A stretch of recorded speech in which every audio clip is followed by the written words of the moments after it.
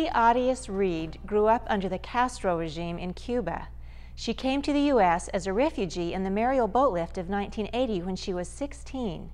The story of her life under communism and her escape to the U.S. is both harrowing and inspiring.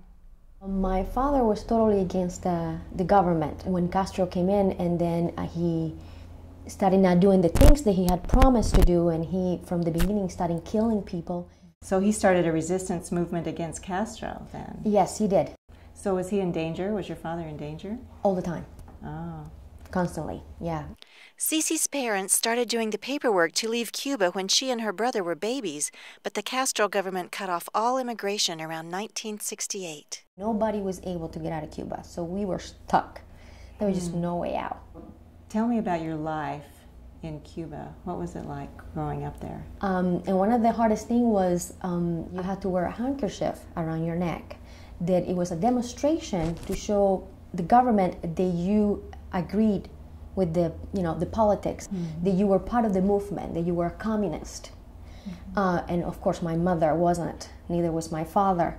So they didn't allow me or my brother or I to wear the handkerchief around our necks. Wow. So due to that, we were ridiculed constantly. Food shortages plagued Cuba when Sisy and her brother Henry were growing up. If you used your ration, you couldn't go back to the store and get some more. You had to wait until you get your new coupon. To have a dollar, an American dollar there, was against the law. Totally against the law. You will go to jail. The Mariel Boatlift in 1980 gave a small window of opportunity for Cubans to immigrate. So the United States opened their doors to be able to get the people in. And the Cuban government allowed that to happen? The Cuban government allowed it to happen, but with restrictions. You're allowed to go as long as a family member from United States will come and get you. Wow. So did you have a relative that came to get you? Yes, I had an uncle. So he brought a boat? He rented a boat with some friends and was able to come get us. And how many people did the boat hold? Well, this boat was supposed to hold 99 passengers, but they overloaded us and we had 199.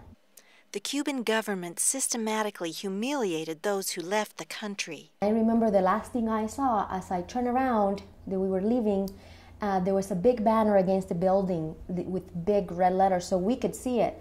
That read, "Get out, come." Wow. So what was the trip like coming over from Cuba to Florida? It was supposed to be really quick because it's only 90 miles. It was about 16 hours. 16 hours to go 90 miles? Yes. Wow. Well, imagine all the waves, having to go over the waves, I guess. So you're probably seasick too. Oh, I threw up most of the time. Oh, wow. And of course, one person throws up, the next person throws up, and pretty much there's a chain reaction around you. That sounds miserable. Yes. U.S. Coast Guard ships and helicopters met the boats as they approached Florida. It was really neat because as we got closer, I heard the captain yelled out that we're so close, I can almost smell the gum. Because there's no gum in Cuba? There's no gum in Cuba, no. So we got so excited. And also, there was a banner there too, big white banner and big red letters, big sign that said, "Welcome." Oh. So it was really neat. And how old were you when you came? I was 16 years old. Wow. Yes. And what was the first thing you noticed about America? When I got out of the boat, the first thing they gave me was an apple. My first apple. Your first apple? First apple. Never seen an apple before in my life. Wow. Seen it in books, so I knew what it was. And then my first kind of Coca-Cola. Oh, wow. And it was really neat. I didn't know how to open the top, so one of the army guys saw me struggling and he came over and opened it for me. Sisy and her mother both cried the first time they walked into an American supermarket. There was so much abundance, so much food. I have never seen so much food in my life. Sisy graduated from a Florida high school, married a Utah boy, and had 7 children. And did you ever see any of your relatives again? I have never seen my family from Cuba again. The only way of communication, we write letters to each other all the time. Sisy's life is permeated with the sorrow of never seeing her relatives and friends since she was a teenager.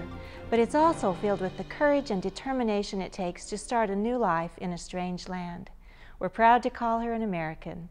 For Sun News, I'm Barbara Hanks.